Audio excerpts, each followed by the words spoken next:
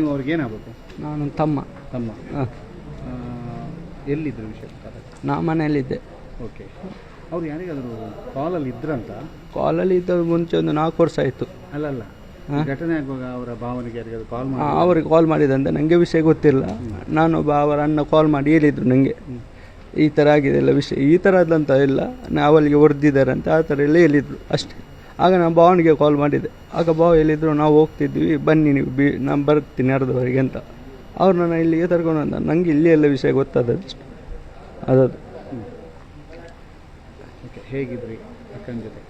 ಅಕ್ಕ ನನ್ನ ಅರ್ಥ ಎಲ್ಲ ಕ್ಲೋಸ್ ಇದ್ಲು. ಅವ್ರು 3 ಮಂದಿ ಹೆಣ್ಮಕ್ಳು, ನಾನು ಅವಳ ದೊಡ್ಡಪ್ಪನ ಮಗ. ನನ್ನ ಅರ್ಥ ಕ್ಲೋಸ್ ಇದ್ಲು, ಎಲ್ಲ ವಿಷಯ ಹೇಳ್ತಿದ್ಲು ನನ್ನ.